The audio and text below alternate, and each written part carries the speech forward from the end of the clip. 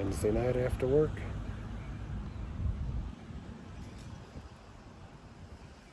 Just hammocking around. Hoping I don't fall out of the hammock.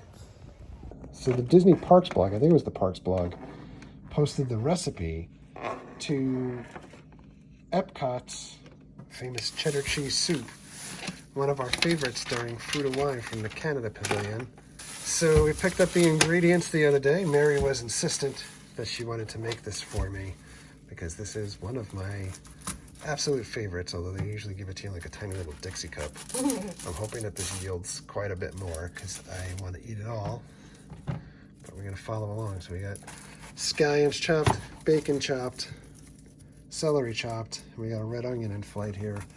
We got chicken stock, and we've got extra sharp white cheddar cheese, and we'll come back here in a moment.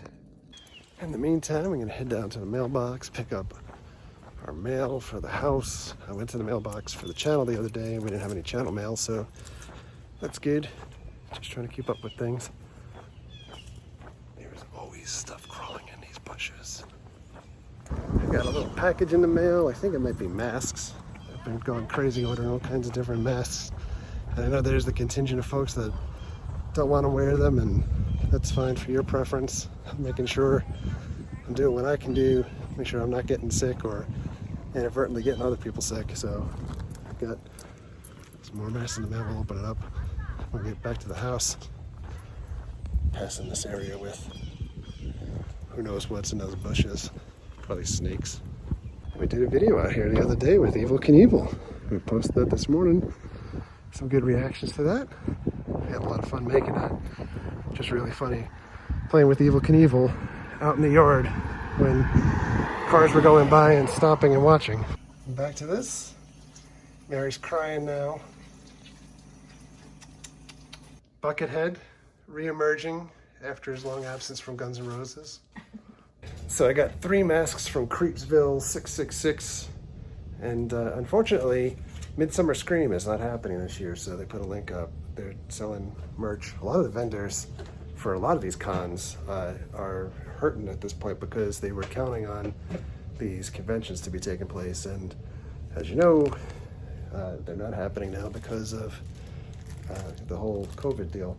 One of the masks is, you probably can't see it so well in the wrapping, but let me get this one.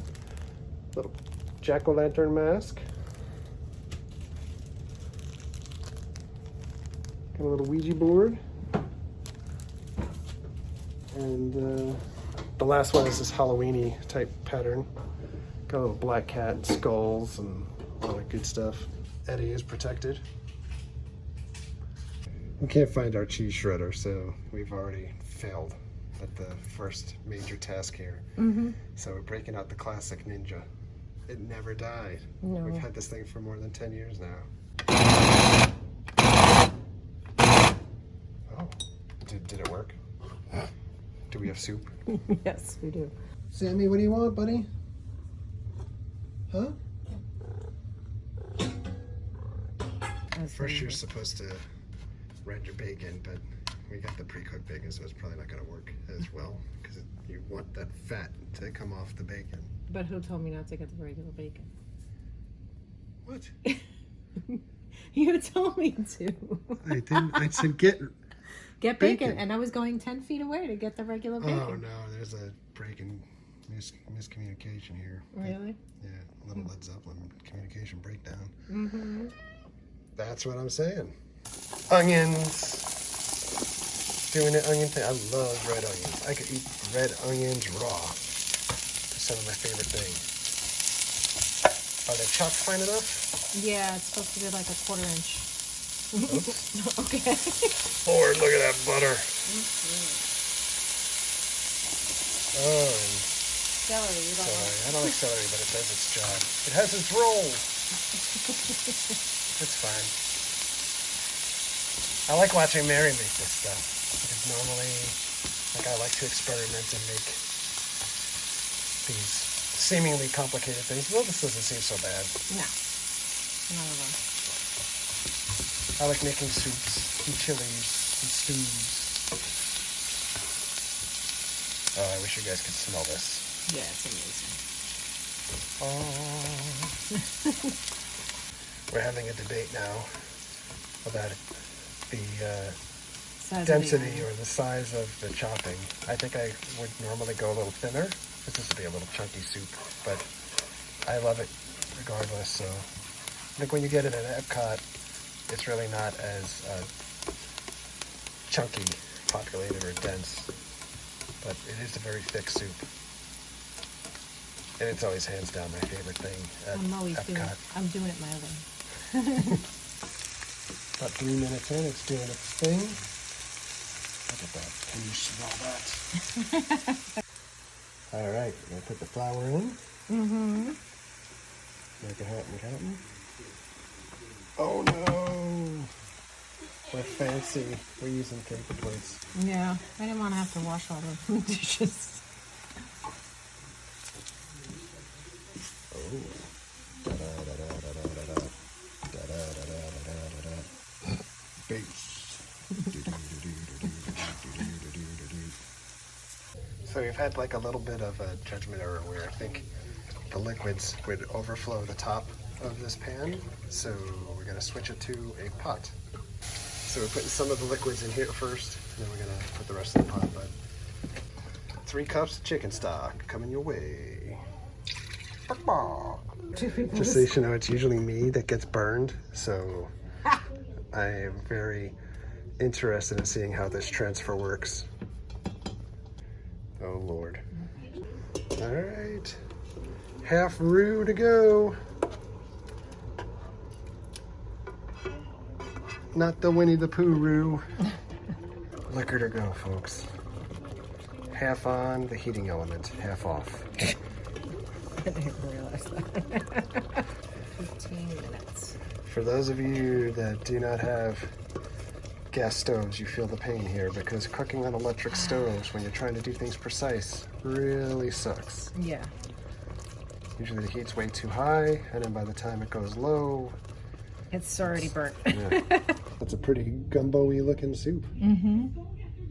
Look at this. It looks like it's breathing. It's the Halloween horror soup. Jess is scared. We've started putting some milk in, 4 cups. There's only 2 so far. Meow. Sammy wants some soup. What is it, buddy? Do you want to tell people something?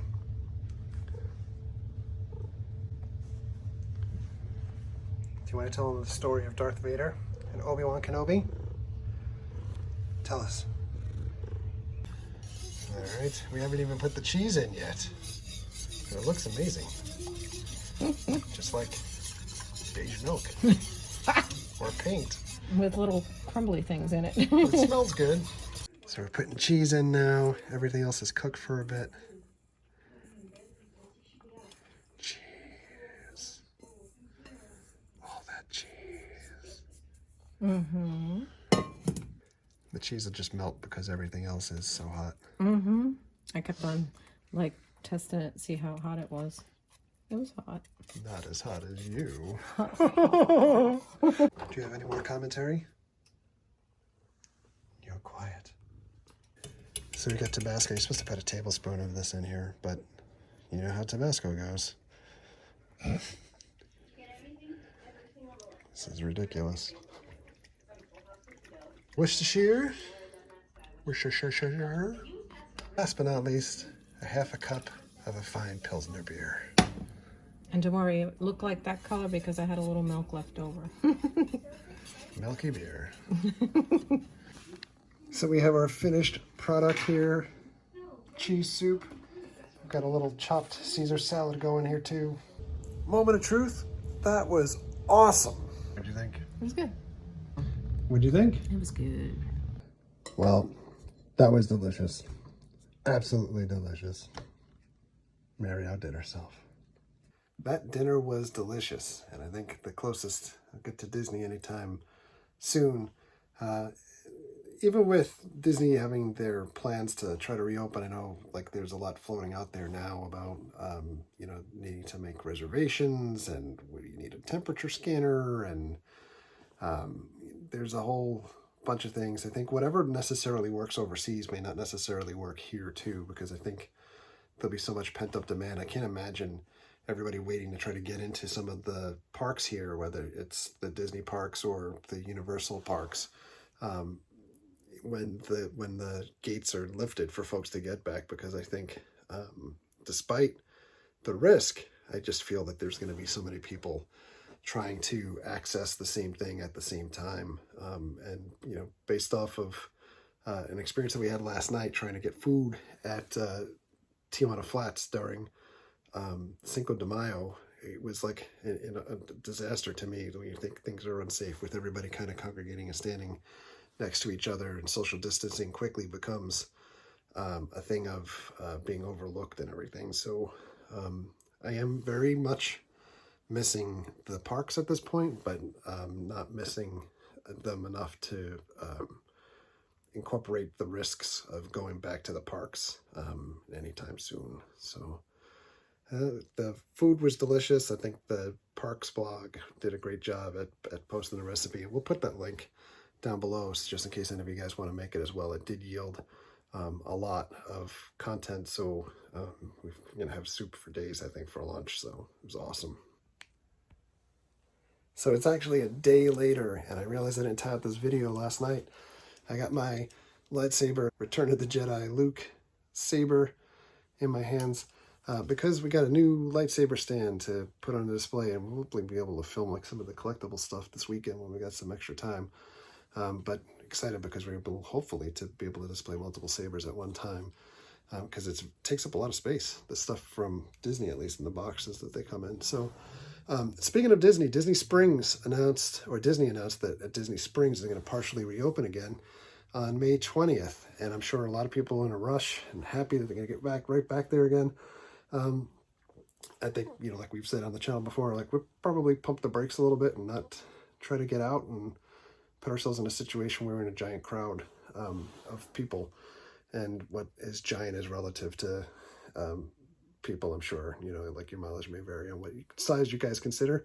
But it made me actually think, you know, when we get to the parks actually reopening at some point and they limit the amount of people that are in the parks, like, you know, overseas where you need to make a reservation to be able to get to the park, I wonder how they're going to handle that for annual pass holders, because I think everybody that has an annual pass is going to assume like they get a free ride to be able to get into the park when it opens. But I'm sure you're going to have a lot of people that are probably going to be upset when they get locked out, just like people that can't get onto Rise of Skywalker or I'm sorry, the Rise of the Resistance, rather. There's too many rises. Or if you can't get into the parks when it's at regular capacity, like on holidays, you know, like July 4th or New Year's Eve and things like that. So if the capacities slimmed down to like 25% of what is normally at the parks at that time, I am very curious, you know, when you have an annual pass, how they're going to handle the fact that if you had to reserve times ahead of time, you're not able to use your pass on some of those days. And I think we're going to get to that situation. I'm very curious to see how that's going to be handled, or how the blowback will be mitigated by Disney. You know, even with pass holders today, like when we have sneak previews of some places like Avatar, when it debuted, and pass holders had to sign up for certain time slots and things, and you could only go, you know, during your time slot, and a lot of people even blocked out during that time. So just things to consider. I don't think it's going to be, you know, it opens up, and not only would I not want to rush back right away, but if you had the opportunity to go to the park or wanted to, and then being blocked out, I think, you know, it's kind of a can't-win situation for Disney. So I'm kind of curious, what do you guys think about that? And the whole limiting of guests and things like that, or the, you know, the ability or needing to force folks to follow conditions, you know, like temperature scans or wearing masks and things like that in the park. You guys for that or not for that? Or what do you think is going to happen with the limiting of guests on site? So On that note, we're going to sign off for now. That soup was delicious. Again, we had it for lunch today, and I think we have enough for like lunch for tomorrow and probably over the weekend as well. So thank you very much for watching. Thank you very much for all of your likes, comments, and subscriptions. Can't wait to put these on display and show everything off. Treat others the way you want to be treated. Have a great night. We'll see you guys.